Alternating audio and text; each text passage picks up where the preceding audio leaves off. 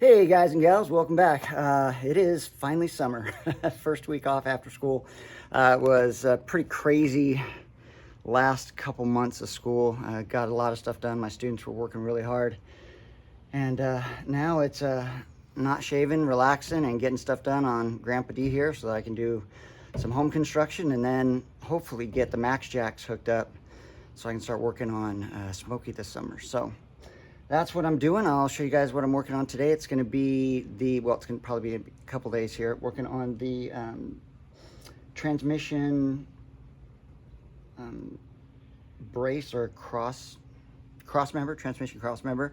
But this one is made so that you can run your exhaust pipes up high. So now that I've got those dead end garage exhaust cutouts in, now I need to be able to run the exhaust pipes up higher, close to the transmission, and this is what I'm going to use. So from Speedway, it was 160 for the crossmember itself, and then for the transmission mount, it was rubber mount, it was like $40, so it was about $210, $225 with shipping and everything. So let me give you a rundown on it.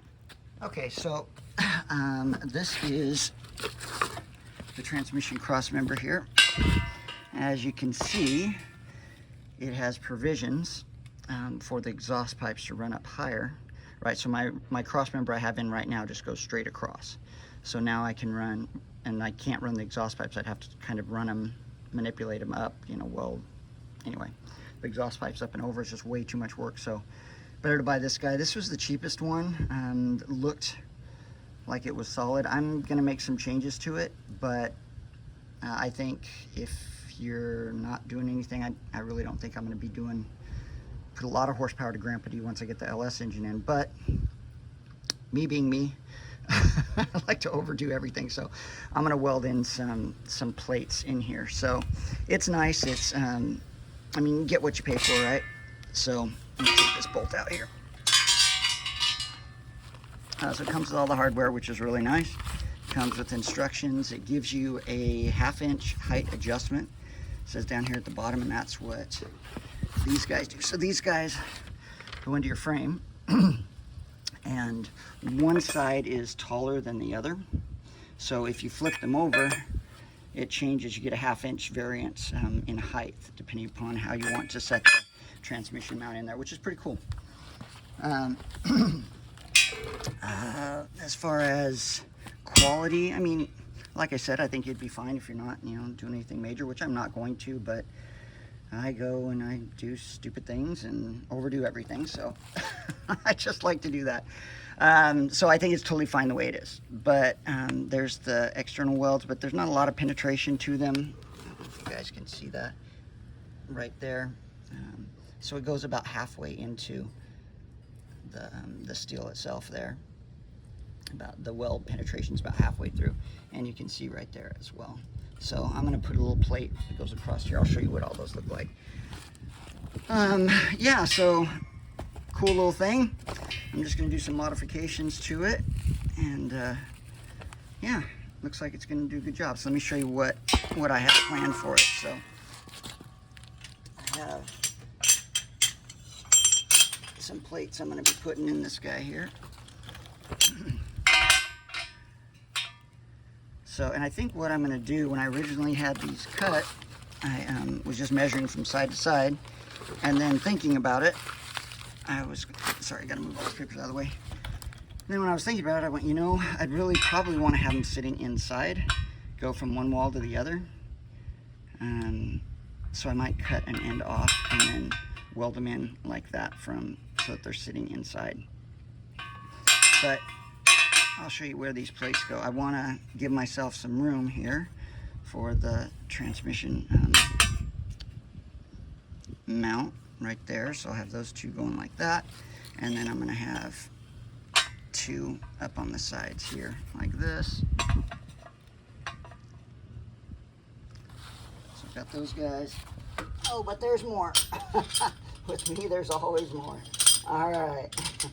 I take a simple job and make it so much more complex than it should be. All right, and then, ow, wow, got a little piece of metal in my thumb. I have to pull that out later.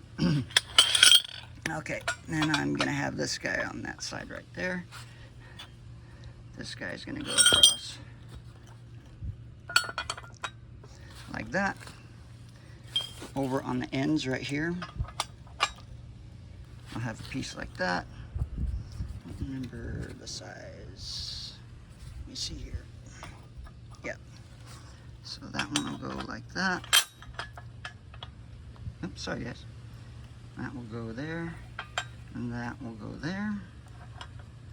And then I'm gonna have two that run right over on the ends right here and right here. Now these ones on the ends, I have to, when I put these in, and I have to, that's why I had that bolt sitting out. I have to make sure that I can get the bolt up. Once I've got this plated in here, make sure that I can get the bolt in there. And we're gonna have to see how that works. Like that, and that guy will be like that. So I might have to like finagle it sideways. Move the bolt like when it's in there.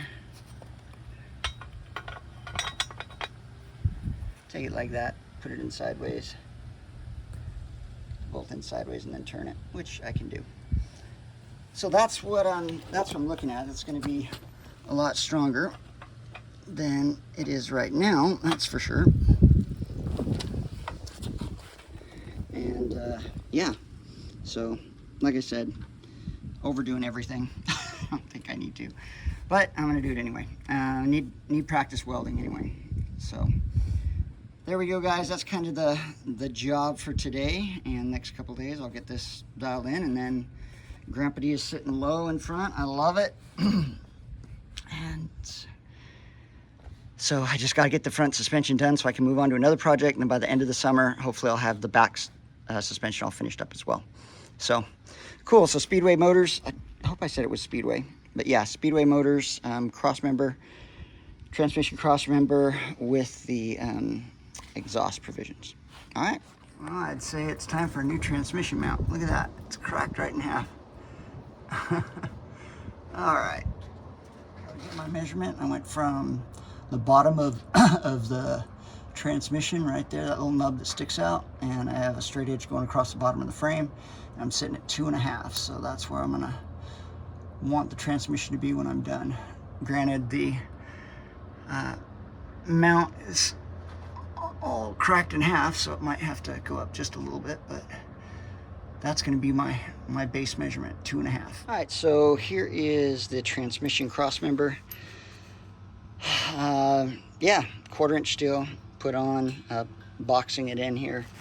So it's going to be a lot stouter than it was. I might take it in and get it powder coated tomorrow. I was just trying to think of how I would get paint back behind this.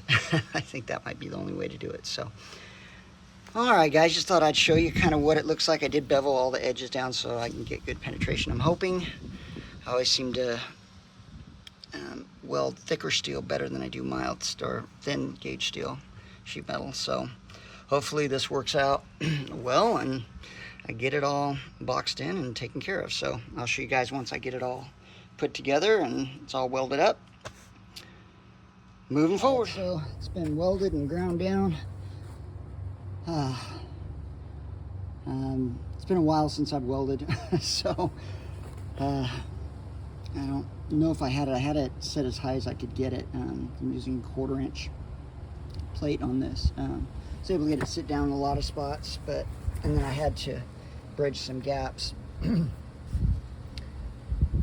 But got it done. Kind of sat up on top on a couple of them, but got down pretty good along here and got down real good. That was a pretty good one right there. And here, you know, just working on my speed. But anyway, so I ground down everything up top here so that it looks a little better, a little cleaner once it gets powder coated. So next step is tomorrow I'll be taking it to the powder coater, and then we should be good to go. I think that is plenty solid, way overdone, solid box, and we'll hold the transmission when I get the LS in as well. So there we go, guys. So I did put this plate in across that bridged the gap of where this weld went down here from the factory, just so that it's got that stability. I ended up dropping, I think I told you guys in the last video, instead of setting it on top, I cut and beveled each one of the edges so I could get a good, get the root down in deep. And yeah, so I set these down flat, they're inside, so it should brace it pretty good. All right, enough of that. I'm gonna start working on putting the new shorty headers in, and then when this is done, I'll shoot another video when he gets back from powder coating of actually installing this guy and finish up that little video series. Okay, sorry about the fan, but it's over 100 out here, so it's pretty hot today. I just want to show you guys. So what I do is I get a straight edge. It's just a piece of aluminum that's cut straight, sheared straight. And I'm measuring from the bottom of the transmission, that little post right there where the top of the tape measure is located, down to the straight edge. And you can see that looks like it's 2.5 from where I am. So, and I took a couple pictures because it's hard based on what I'm looking at. Another thing I have to put into play is, if you can see back there, the transmission mount is split. So I'm looking, I don't know, 1/8 of an inch, 1/16 of an inch or so that I'm gonna have to go add to it, just because it's split and broken down a little bit. So just wanted to show you guys that before I put in the new transmission crossmember and the new transmission bracket. All right, so there's the factory transmission crossmember. I didn't think it was going to come out because I tried moving it forward and it just was not coming out. You have to take out the 4 bolts. It's not riveted in, it just has 4 bolts, 2 on the top, 2 on the bottom on each side, so 8 total. And man, I was having a hard time trying to figure out how to get it out. And then I watched one of Rusty Wrench's videos, and he just pulled it right out and he went backwards. So I went, okay, so pulled it backwards, and you'll notice in the frame there's these 2 little notches that come down. Hey, transmission crossmember comes right out, drops right down here. But I did have this factory exhaust hanger that was, get this on here, that was sitting right over here that wasn't letting me get it off of this side. And it was pinched because of the fuel lines coming over on the right hand side. Over here I couldn't slide that in, so I just drilled out the rivets, and once I got this guy out, we got the crossmember out. So now it's time to put in the old Speedway crossmember, and then I can run the exhaust. I'm going to change the transmission filter and the gasket and paint the transmission pan while I'm at it and clean it up. It's been leaking for quite some time, so should have had a board that was a lot longer going across there to stabilize the weight, but it's doing okay for right now. So that's where I am, guys. We'll try to get that crossmember set up now. Hey guys, all right, so got the Speedway brace in, transmission mount brace, and yeah, let's go over it. You can see it behind me here. Got my new little selfie stand, which is pretty cool. So you guys can see here, this is what it looks like right here, and it goes up onto the sides right here, and on the other side to allow the exhaust to go through. I've shown you in this video the process. I boxed it in, had it powder coated. Really glad I did that. I guess you get what you pay for. What can I say? Yeah, it just, had I not done that, it wouldn't work, and let me show you why. So with the Turbo 350 that I have, transmission, it has this vacuum. I don't know what this is. I don't know if this is your advance or what it is, but had I not boxed this in underneath, I would have never got it to fit. You guys see there? I ended up having to put in a provision, cut in a little half circle there to allow it to go in. Otherwise, what ends up happening is the brace itself gets caught and it doesn't get to the transmission mount, and that's where you need it to be. So this plate that I boxed in down here for the bottom is giving me now the structural integrity that they had before, and it's linked into the top and everything else. You guys can see there.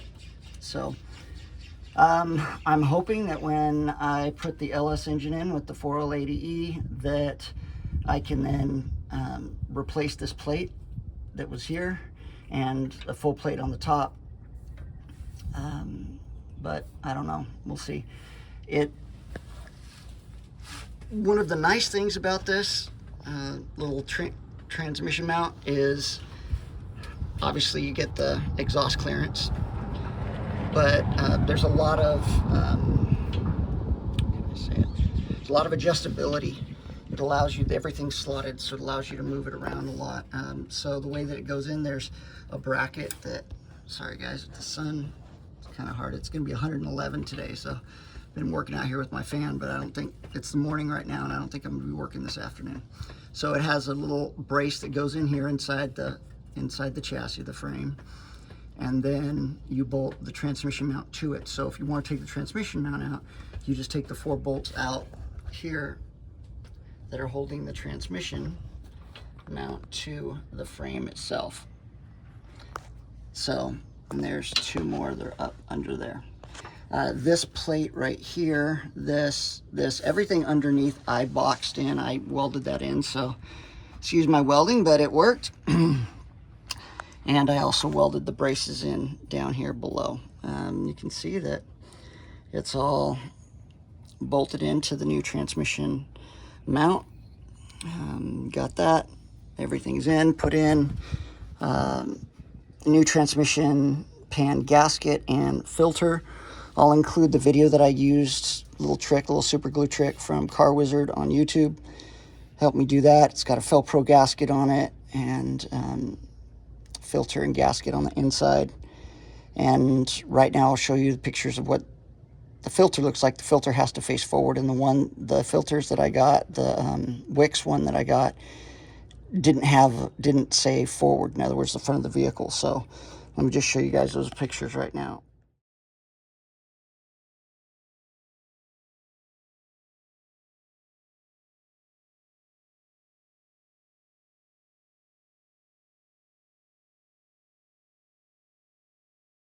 Okay, so that's what it looks like. So if you want to reference it, you can always do that. Yeah, so all in all, I think after making the modifications that I did to the Speedway mount, I think it's going to work out fine. I'm hoping it's still strong enough. I mean, that's 1/4 inch, I believe, plate that I put in down here. So, and that's what they had before. So, hopefully it has the rigidity that it needs. I'm really not putting a lot of horsepower to this anyway for right now. When I get the LS, you know, I don't know if it'll be a 5.3 or 6.0, but hopefully it'll allow me to weld this plate back in. One of the other versatility options that this has is this plate that goes in the back. To mount the Crossmember to, it has 2 different slotting locations. And one of the slotting locations, let me go to this other side so you guys can see a little better. Okay, so one of the slotting locations is lower and the other one is higher. Right now it's set on the lower one, and the way to get those is you flip this over, and these slots are either higher on one side or lower on the other, and that allows you to have the versatility of moving up or down based on how you put these back pieces in. The only thing that I did notice when I was putting it together is they forgot one of their locking nuts, so I'm going to go get a nylock to put on that one, but everything else is torqued down. I have to go through and mark those. Yeah, I think that's about it. Got K&N oil filter in here. Got the new exhaust in, or the new headers. I'm gonna end up wrapping the headers. I was watching Half Rods, and he ran into the same problem working on Steve's 55. His cousin, I believe it's his cousin's 55, that when he put in the new headers, the header is extremely close to, if not touching, the starter. So I'm going to buy one of those mini starters, mini high torque starters. I don't know if I need the high torque, but mini starter to put in here, and that'll hopefully bring me down. Plus I bought some DEI wrap to wrap these guys to keep the heat down. What else? So I'll get that in. I have to run, then I'm gonna now I can finally build the exhaust to go back. I wasn't sure if I'd be able to use the e-brake cable, so it's looking like I should be fine. I mean, obviously there's plenty of clearance here now looking up here, so that should be okay. I just have to see with the exhaust how I'm going to run the exhaust through here. And then I also have Master Power Brakes rear disc brake conversion that I'm going to be running that has its own e-brake. So I'm going to have to look and see how the e-brake works with that, see if it uses these original cables or if it uses other cables. I bought it all a long time ago, so I'll just have to look and check. I was hoping this summer to get the rear end completely swapped over to the Ride Tech. I don't think it's already, tomorrow's July 4th, and it's so stinking hot right now. I don't know. Maybe I can. Still have to put in the max jacks and all that stuff. So, all right, so that finishes up this project. Got the transmission cross mount in. It's the Speedway one to allow the exhaust to run up in between the frame rails, which is going to be fantastic. I can use the dead end garage provisions that I put in. You saw in the last video. Super stoked, guys. Thank you for checking out this video. Please like and subscribe if you'd like to. Please check out all of the other YouTubers that definitely help me all the time, and I'm addicted to checking out everybody's YouTube videos and this whole car culture and moving things forward. Rusty Wrenches, watched one of his videos. For this one actually helped a lot. And what was I going to say? Half Rods, Montana Garage, Dan's Tri-5s, all the other good ones. Thanks, guys, for checking things out. Keep your cars on the road. Take care.